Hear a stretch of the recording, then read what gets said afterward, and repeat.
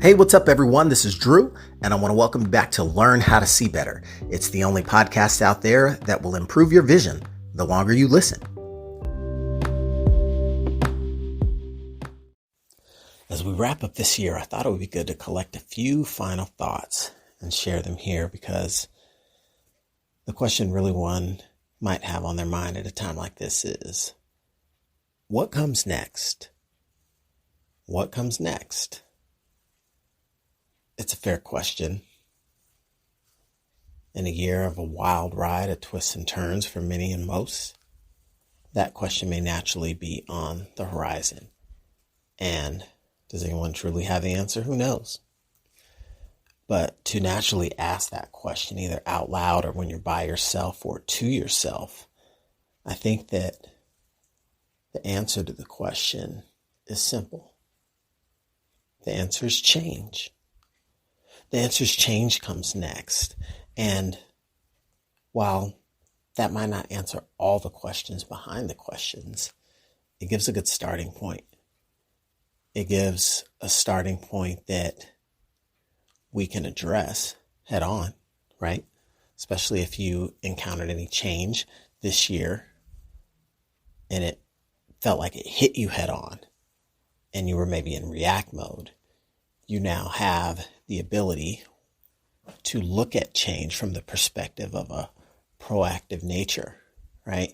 If you expect things to be different, then it allows you to handle differences in a more efficient manner, right?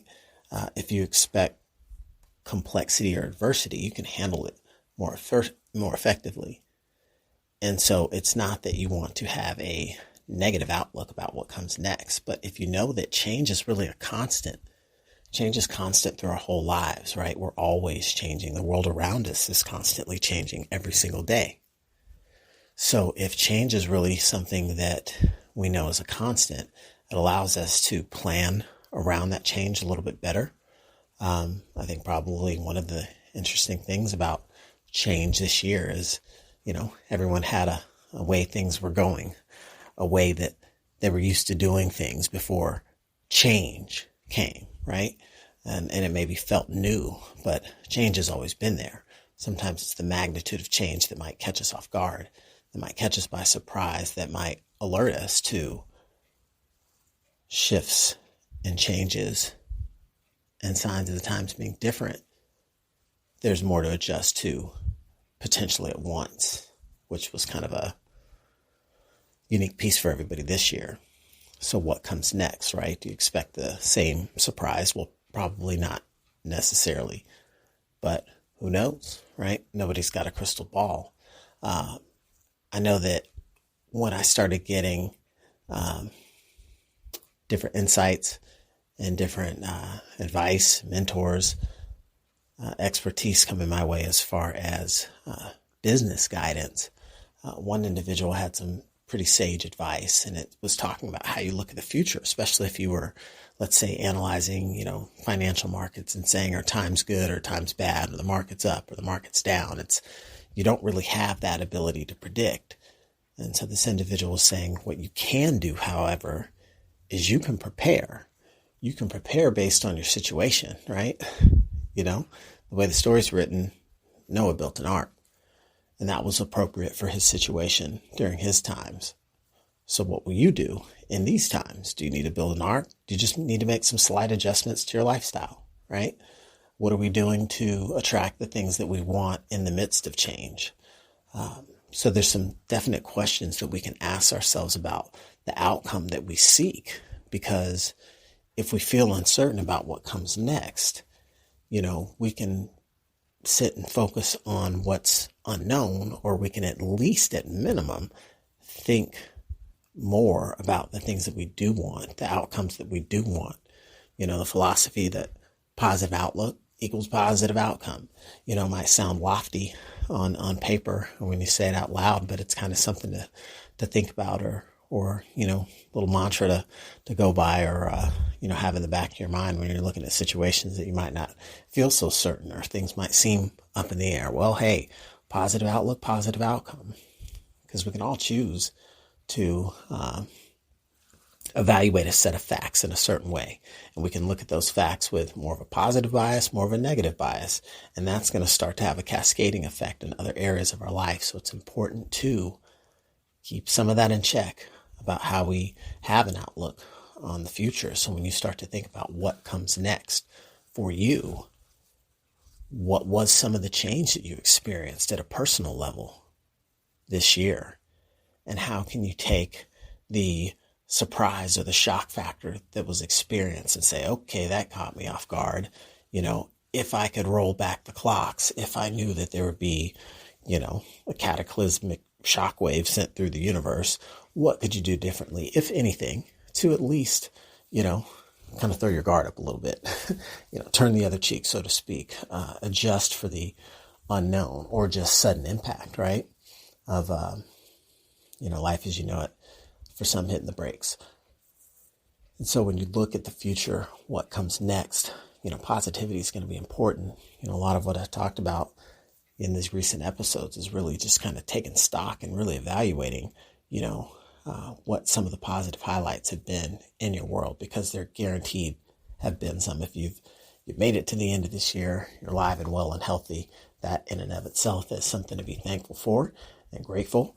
And so you want to think about that. And then the other elements and areas of your life where you've had highlights, where you've had successes, where you've had wins. And these can be those things that we really lock onto as we look ahead. So we feel more confident about what comes next, because you know that if you can accomplish great things in 2020, then what's 21? A cakewalk, right? So if nothing else, when you don't know that thing about the future, I mean, it's all guesstimation in some sense. But if you've got that positive outlook, that's going to be something to lend itself a lot more to the favor of achieving that positive outcome that you're seeking, as opposed to the flip side of the coin and having the negative outlook, right? That's not generally going to bring you what you want, or it's at least not going to make you feel good. In the meantime, you should dwell on that.